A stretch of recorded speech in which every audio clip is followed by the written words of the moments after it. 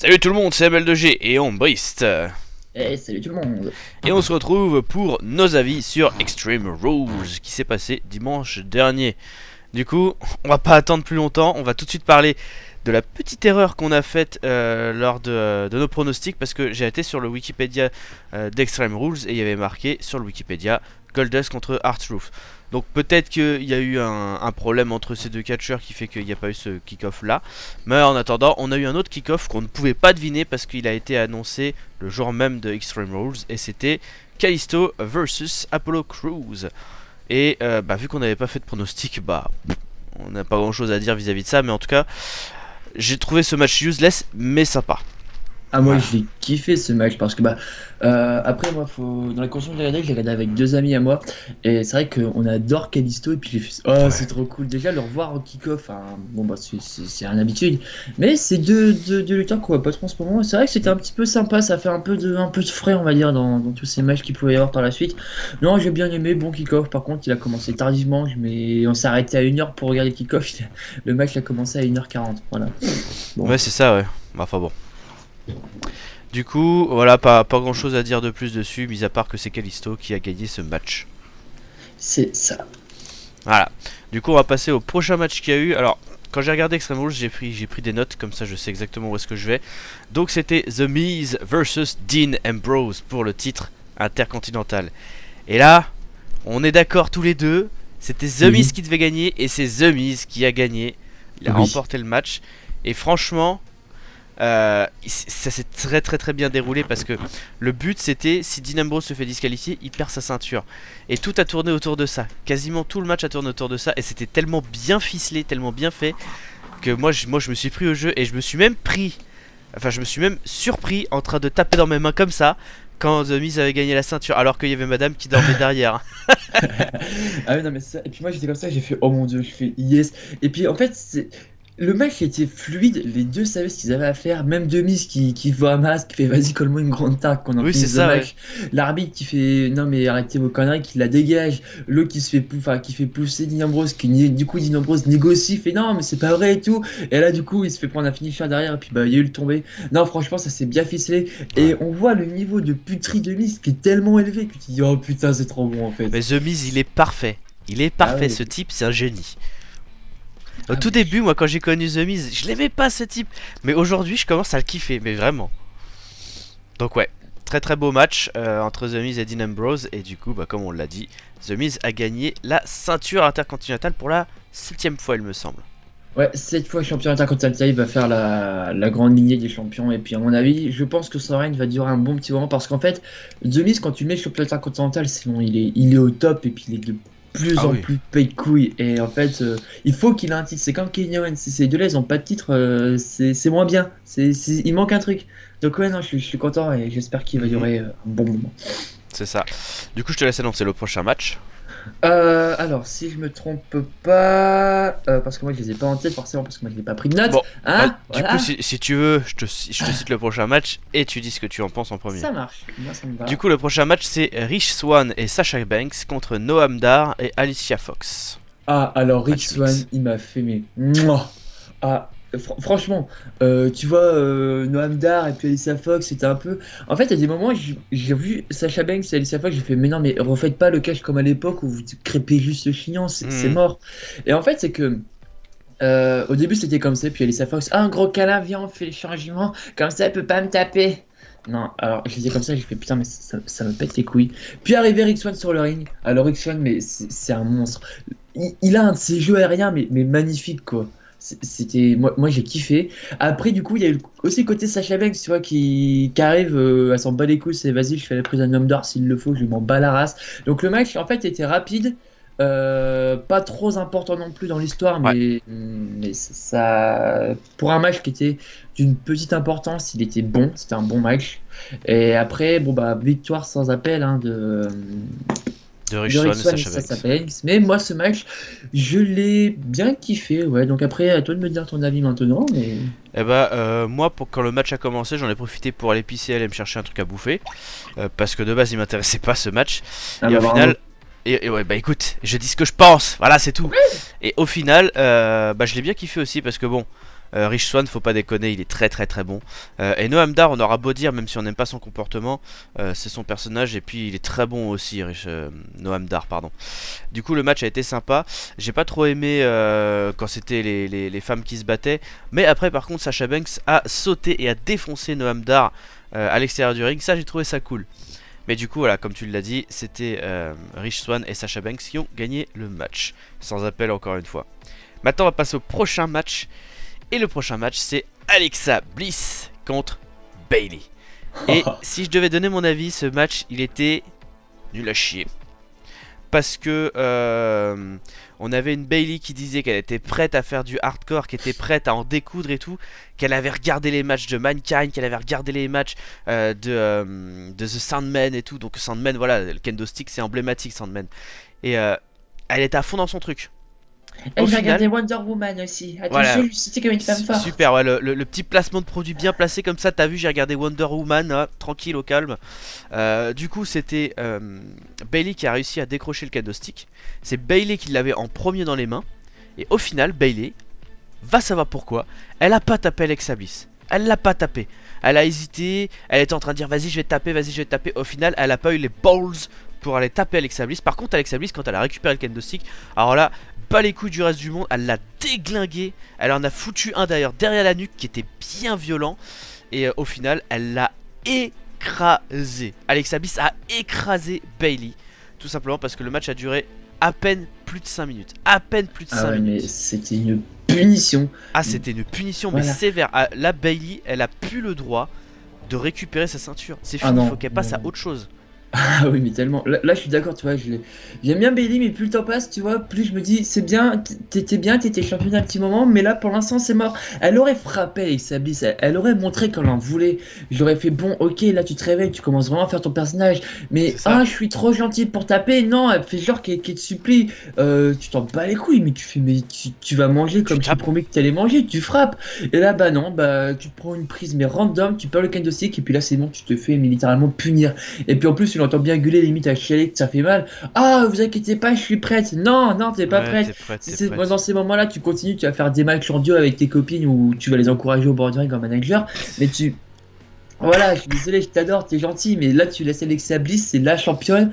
Va pas la faire chier, sinon on va te démonter la gueule, quoi. Enfin. C'est ça. Puis je voyais Désolé. pas, de toute façon, de base, Alexa Bliss perdre la ceinture. Vraiment. Donc, peu importe l'issue du match, hein, même si Billy avait écrasé Alexa Bliss, je m'attendais pas à ce qu'elle perde sa ceinture, quoi qu'il arrive. Donc, de toute façon, c'était un sans faute pour l'instant pour nous, au niveau des pronostics. C'est Mais, ça. du coup, on va passer au prochain match. Vu que tu connais pas les matchs dans l'ordre, je vais te le citer. C'est Cesaro et Sheamus Sheamus contre Hardy contre Boys. The Hardy Boys dans un Steel Cage match. Et là, au tout début, j'avouerais que j'étais un peu sceptique au niveau du match. Je savais qu'il allait avoir des prises de ouf avec les Hardy Boys dans la cage, mais il a pris beaucoup de temps à démarrer le match. Il a pris beaucoup de temps à se faire apprécier le match. Et en premier lieu, pas Hardy Boys, pardon, t'as eu Jeff Hardy qui est sorti de la cage. Et je me suis dit, bah non, c'est con. Matt Hardy reste tout seul, il va se faire démonter par les deux gaillards qu'il y a là-dedans, quoi. Et Non. c'est ce qui s'est à peu près passé. Sauf que, bah justement, vu qu'il se faisait défoncer, Jeff Hardy il a fait allez, vas-y, je reviens l'aider. Et ça, c'est un truc que j'ai trouvé bizarre. Parce que Jeff Hardy il est retourné dans la cage donc en faisant une technique aérienne complètement dingue. Toi, c'est du Jeff Hardy tout craché. Mais du coup, le fait, et ça, je savais pas, le fait qu'il retourne dans la cage, il est considéré encore dans le match malgré qu'il est sorti de la cage en C'est ça. premier. Et ça, tu vois, du bas, je savais pas. Ce qui fait que quand t'as les Hardy Boys qui ont cherché à ressortir de la cage, t'avais Cesaro et Sheamus qui sortaient en même temps de la cage. Du coup, ce qui s'est passé, c'est que ils sont quasiment tombés en même temps. Je dis quasiment parce que c'est pas le cas, parce que c'est Cesaro et Sheamus qui ont gagné le combat. Et là, j'avoue, j'ai été très surpris, mais agréablement surpris parce qu'ils ont quand même géré dans le match. Et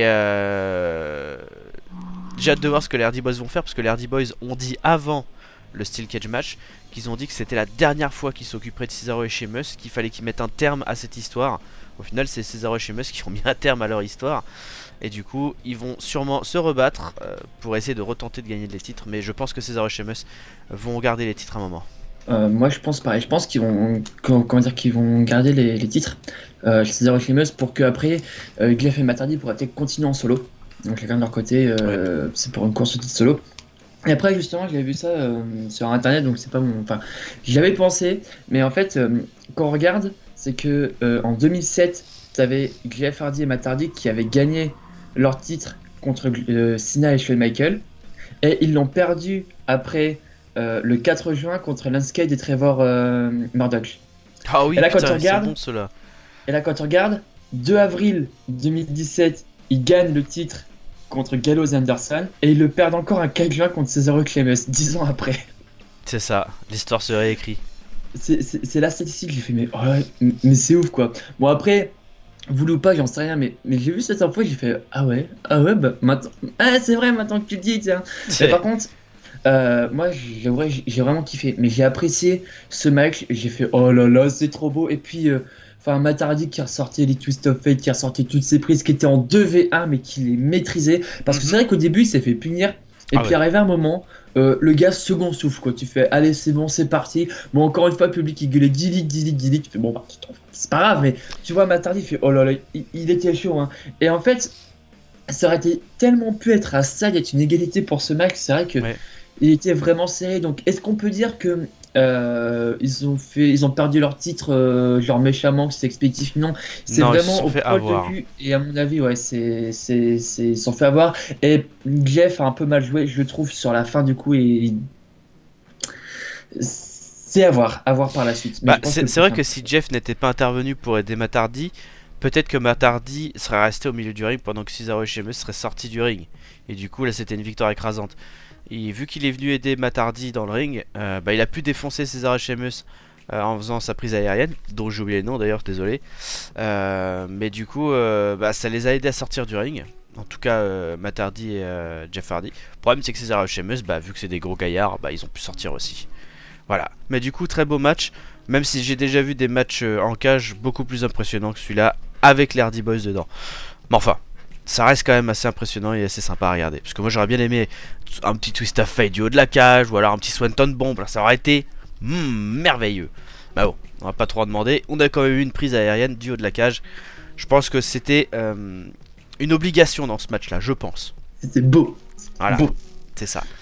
Du coup, on va passer au prochain match. Et le prochain match, franchement, je l'ai surkiffé sa race de sa mamie. Ok, Neville versus Austin Aries pour le titre Cruiserweight. Et qu'est-ce que je disais? Qu'est-ce que je disais? Que Neville allait garder sa ceinture. Parce que Neville, c'est le méchant extrême à l'état pur. Et c'est le méchant qui doit garder sa ceinture. Quoique, je dois vous avouer un truc, c'est que le comportement qu'a eu Neville pendant ce match-là m'a fait penser qu'il va pas tarder à perdre sa ceinture. Parce que Neville de base, je disais qu'il allait garder sa ceinture parce que c'était un très bon méchant et puis c'est le King of Cruiserweight, n'est-ce pas? Sauf qu'il n'était pas vantard et il n'était pas haineux à ce point-là envers les gens du public. Il arrivait, il posait ses couilles sur la table, il défonçait son adversaire et il se barrait. En mode, bah, une fois qu'il gagne la ceinture ou qu'il la garde, il est en mode, bah ouais, c'est moi le plus fort, c'est moi le meilleur, et puis il se barre. Là, pendant le match, il a pas arrêté de gueuler sur les gens du public, il a pas arrêté de faire son show. Je me suis dit, ah, là, son comportement, il commence à être pas terrible. Donc, à mon avis, il y aura peut-être un changement de titre, pardon, peut-être dans les mois à venir, mais pas contre Austin Harris. Austin Harris, il a eu 3 fois sa chance. 3 fois, il l'a raté. Même s'il a réussi à faire un tap-out à Neville à l'extérieur du ring. Parce qu'il faut souligner une chose, c'est que c'est un submission match. Donc seule une prise de soumission pouvait faire terminer le match. Et d'ailleurs, on souligne le fait que l'arbitre a commencé à compter les catcheurs à l'extérieur du ring. Alors que c'est quand même un submission match. Donc il y a quand même une voilà, il y a un problème là-dedans aussi parce que normalement si c'est un submission match, tu comptes pas les joueurs pas les joueurs, les catcheurs à l'extérieur du ring parce que même s'ils comptent 10, bah il y a pas de vainqueur vu que c'est un submission match. Là après ça reste à voir en fonction de 2-3 trucs. Mais bon, je suis un peu d'accord. Mais par contre, le fait comme tu dis qu'il est tapé à l'extérieur, j'ai fait comme ça, je fais ah bah c'est fini. Ah je fais ah mais non c'est con, faut être dans le Eh ring. ouais, faut être dans le Ah ring. ouais. Par Euh, contre, oh là là, le truc de ouf, sa prise de finition qu'il a fait à Austin Aries à la fin du match, mais il l'a cassé en deux le mec. Ah oui, clairement. Il C'était l'a cassé en deux. Et au final, il est tombé de tout son poids sur son dos. Je pense qu'il a dû lui péter au moins une côte, c'est pas possible autrement parce qu'il l'a tellement écrasé au sol qu'au final, juste après, il a fait sa prise de soumission. Il pouvait même pas taper tellement qu'il était KO le mec. Il a juste dit à l'arbitre c'est bon, j'abandonne. Du ouais, coup, il il a y a pris eu l'arbitre, il fait c'est bon, arrête. On peut Ouais, plus. c'est ça. Et du coup, bah voilà, Neville a gagné sa ceinture. Et ce match, je l'ai tellement kiffé. Franchement, c'est le match. Sur tous les matchs que j'ai pu voir, il passe au-dessus même de Cesaro Sheamus pour moi. C'est un très très beau match. Je l'ai surkiffé, surkiffé. Et ce qui m'a fait rire, c'est de voir aussi Austin Harris à l'extérieur du ring avec un grand sourire, mais un sourire nerveux. S'il était assis par terre, il en pouvait plus, le mec. Il en pouvait plus. Oui, non mais c'est ça. En fait, c'est un peu. Il était dégoûté, puis il a un regard, t'avais l'impression qu'il allait te bouffer ton âme tellement il était. Ah bah oui, c'est ça. Non, non, mais oui, et puis bah du coup, tu fais bon bah d'accord. Après, t'as quasiment tout dit pour le match, donc moi j'aimerais dire que ok, je me suis trompé, c'est-à-dire qu'on s'est trompé au moins une fois tous les deux, hein, Voilà. voilà. Mais comment dire, le match j'ai trouvé super cool. C'est vrai que Neville va dans sa période de doute, mais en fait c'est que à partir de ce moment-là où là, ce que je voulais dire, ça clôture le passage Austin Harris Oui. Neville. Mais je me demande juste quel adversaire ils vont lui mettre par la suite parce que vu qu'il fait plus ou moins le mec qui a battu tout le monde, je me pose des questions sur la suite. Tu il que du coup Neville a montré qu'il était supérieur en match normal, en submission match pardon. Mais après, disons que sur tout le match, je trouve que c'est Austin Harris qui a quand même mené la danse sur la plupart des Oui. trucs. Et il a vraiment, vraiment mis mal à l'aise Neville, quoi. Du coup, moi, j'aurais vraiment préféré que Austin Harris gagne. Pas forcément parce que, comment dire, parce que bah, j'en ai marre que Neville gagne son titre. C'est surtout que, voilà, quoi. Il a dominé. Donc après, c'est surtout ça. Mais le match était vraiment cool. Bah, comme la plupart de ce pay-per-view, on en reviendra après. Mais c'est vrai que ce match était vraiment cool. Je m'attendais pas du tout à ça. Je m'attendais encore les petites querelles. Oh là là, c'est beau. Mais je crois que c'était l'avant-dernier match en plus. Donc pour Ouais, dire qu'il avait quand même une bonne importance. clairement. Et pour une fois qu'on voit des Cruiserweight un peu plus loin dans les pay-per-view et dans les shows, parce qu'on a quand même eu deux Cruiserweight donc en match mix plus celui-là, je trouve que c'est vraiment bien que bah, la carte ça l'a rendu vraiment génial Oui. et Extreme Rules magnifique. Du coup pour le match bah, j'ai quasiment rien dit dessus parce que bah, mais elle a tout dit, moi je l'ai kiffé aussi. C'était peut-être pas forcément mon match préféré mais je l'ai adoré enfin c'était magnifique. Voilà, donc Voilà. on attend de voir quel sera le prochain adversaire de Neville. Peut-être un nouvel arrivant de NXT, on sait pas. On verra. Pourquoi pas? Pourquoi pas? Pourquoi pas? Et pourquoi pas? Pourquoi pas? Bref, du coup, on va passer au dernier match. Et le dernier match, le match le plus intense, qui a duré quasiment une demi-heure ce match-là, c'est Bray Wyatt, Seth Rollins, Samoa Joe, Finn Balor et Roman Reigns dans un fatal 5-way Extreme Rule match. Et le gagnant était l'aspirant numéro 1 pour le titre universal de la WWE. Pour ma part, je pensais, et on Brice aussi, on pensait que c'était Roman Reigns qui allait gagner le match. Mais du coup, je te laisse commenter ce match-là, mon cher Brice. C'est quoi cette fin d'enculé? Bande de pute! Franchement, je vais être honnête, hein, j'ai kiffé la fin. Personnellement, j'ai kiffé la fin et je suis extrêmement content pour le gagnant. Ah mais moi aussi dans un sens, c'est maintenant qu'on a froid à tête reposée, c'est Mm. vrai que ça va être quelque chose de génial. Mais quand on regarde que en fait le match, parce que moi la fin m'a quand même un petit peu déçu. Pour moi le match il a fait ça et à la fin ça fait ça. Juste pour la fin. Mais sinon c'est un crescendo mais Ah, ça monumental. arrêtait pas de Il y a monter. eu il y a eu des trucs de partout. Comme je dis en fait au tout début du match, il faut savoir qu'il était à peu près 4h10 du mat ou un truc comme Ouais, ça, ou c'est ça. voilà. Et dimanche j'étais un peu comme ça, j'ai eu un petit moment d'absence et puis à un moment tu sais, je vois le match, j'ai fait oh putain, faut pas que je cligne des yeux, que je loupe un passage. Et c'était vraiment ça. Les passages clés de ce match, c'est quand même le spear de Roman Reigns Ouais. sur la À, barricade là. à travers la barricade avec Samoa Joe Et bah et alors, Finn Balor, ouais. voilà. Seth Rollins qui enchaîne sur la table. Ah oui, un splash sur Roman Reigns. Non, sur Pas Bray sur Wyatt. Roman Reigns, sur Bray Wyatt. Ah non mais c'était ouf. Et puis après on arrive quand même sur le ring même avec mais ça défilait de partout entre Rollins et Reigns qui sont quand même bien battus, qui s'est Mhm. enchaîné les Superman Punch, les pedigrees, son putain de coup de genou et puis mais Roman Reigns il les a décollés mais quand tu regardes comment il a c'est C'est super ça. vite, j'étais ouf mais comme ça là je le sens encore, j'ai eu envie de chose c'est de prendre un replay, de remater ce match, il était mais juste génial, ça allait de partout. Et puis à la fin, Finn Balor, mais qui a fait le café sur Roman Reigns, tu te dis, bon, il peut le faire, là, Balor, il peut y aller. Là, Balor, il m'a montré que c'était pas un petit fragile qui se blessait tout le temps. Là, voilà. Et puis, pour arriver au final, Samoa Joe était KO pendant un long moment, et du coup, après le spear de Roman Reigns, il est arrivé, il a endormi Finn Balor. C'est en mode, c'est bon, t'as fait ton show, maintenant tu te calmes. C'est ça. Par contre, il faut souligner le fait que pendant le match, on a eu un Samoa Joe, Bray Wyatt qui se sont alliés et qui ont mis à tabac Finn Balor. Le pauvre, il en a pris pour son grade, mais Oui. de tous les côtés. De tous les côtés. J'ai cru que Finn Balor, il allait rester dehors pendant le reste du match au final. Et pareil, moi, ce qui m'a fait rire, c'est Roman Reigns qui est arrivé en dernier en fin de compte sur le ring. T'as tout le monde qui s'est pris le chou et puis lui il était au milieu comme ça. Ah oui, il était Ah là, vas-y, je bah, m'étire, tout va bien, j'attends que les catcheurs qui viennent et tout.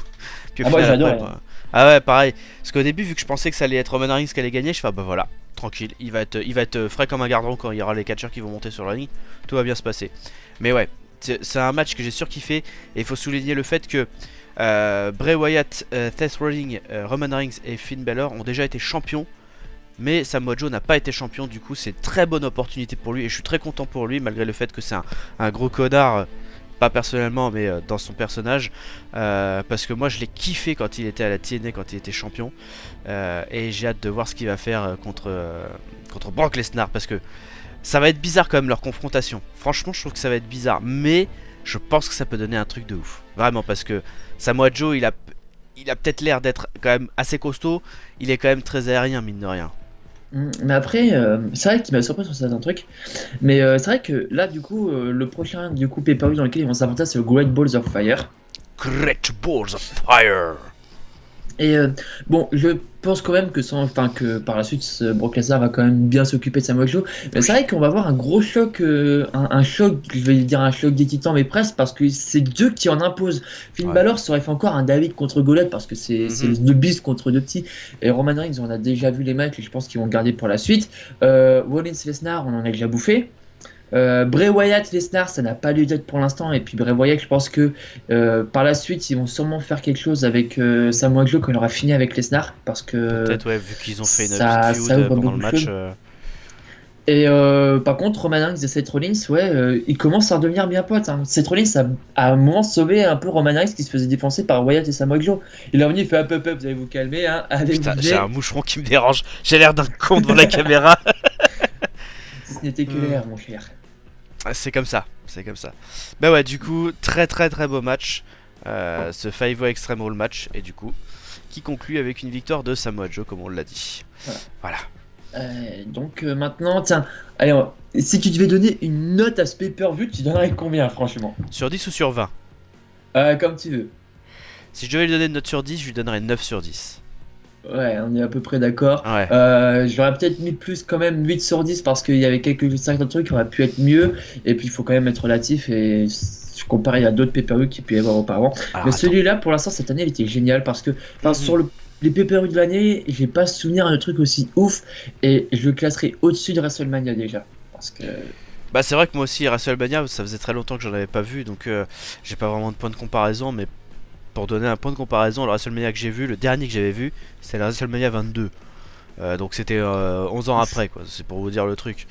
J'avais pas tant de souvenirs de ça, mais c'est vrai que j'ai pas super kiffé le WrestleMania, j'ai bien aimé, il était très bon, mais j'ai pas non plus over kiffé. Par contre Extreme Rule match, là j'ai over kiffé ma race.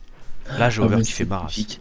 Et puis non, non, mais du coup, je pense 8-9 sur le 10, c'est très bien. Et puis après, du coup, je l'ai pu voir dans certaines personnes disaient ouais, mais c'est pas vraiment Extreme Rules, vous avez vu les matchs qu'ils proposent.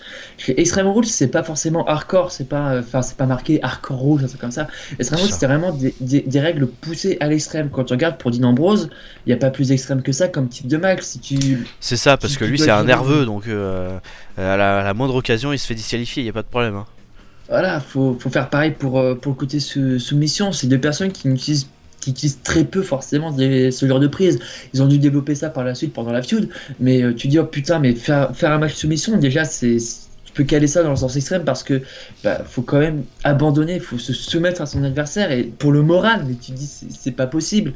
Le match en cage, pareil. T'as un match en cage, qu'est-ce que tu veux demander de plus? C'est ça, puis même t'as un Fatal 5-Way que t'as jamais vu de ta vie. Les mecs ils ont utilisé des chaises, les mecs ils sont passés à travers des barricades, ils sont passés à travers des tables. Je sais pas ce qu'il faut de plus. Bon après voilà, il y a quelques matchs qui n'étaient pas du tout extrêmes, comme le match par équipe mixte. Mais bon, voilà, c'est pas non plus la ECW et la WWE, donc bon voilà, on va pas trop chier. Personnellement, moi j'ai super kiffé ce match, vraiment. Ah, moi aussi, c'était magnifique. Non, franchement, c'était génial. Du coup, prochain pay-per-view sera Money in the Bank. J'espère qu'il sera aussi bien. Et puis, voilà quoi, c'est tout. Et voilà. Donc faut préciser une chose, c'est que d'après ce que tu m'as dit, tu seras pas présent pour Money in the Bank. Non, je pense Malheureusement, pas. tu Non, seras malheureusement. en déplacement, ce qui fait que bah, je ferai moi-même la vidéo des avis. Par contre, pour la vidéo On est pronostic, ici, on je suis peut là. être ensemble. Voilà. Pour la vidéo Ouais. pronostic, on sera ensemble. Donc, on se donne rendez-vous dans 2 semaines. Enfin, dans un peu moins de 2 semaines. Et après, je ferai soit tout seul, soit avec quelqu'un que j'aurai choisi, mes avis ou nos avis sur le pay-per-view Money in the Bank qui risque d'être vraiment excellent parce qu'il y a quand même 2 leader match à l'intérieur. Et on précise encore une fois, vous avez le lien du Discord dans la description, vous pouvez venir, on est dessus, on peut discuter de catch, on peut discuter de Raw, SmackDown, voilà, de plein de choses, donc je vous invite vraiment à y aller. Et on devait faire une vidéo pour présenter le Discord, pour l'instant ça va attendre, voilà, on a le temps. Si vous êtes vraiment nombreux, on fera une vidéo de présentation du Discord pour vous montrer un petit peu comment ça fonctionne, et puis voilà, tout simplement. Donc, à vous de jouer, mettez dans les commentaires ce que vous avez pensé de ce pay-per-view, dites-nous tout, on veut tout savoir parce qu'on adore les longs commentaires. N'hésitez pas à mettre un petit pouce bleu pour monter la vidéo en flèche et à partager surtout parce que c'est très important le partage. Voilà, je pense que j'ai tout dit, donc moi je vais vous laisser. Ambrist, je te laisse le mot de la fin. Extrême. Sur ce, bye.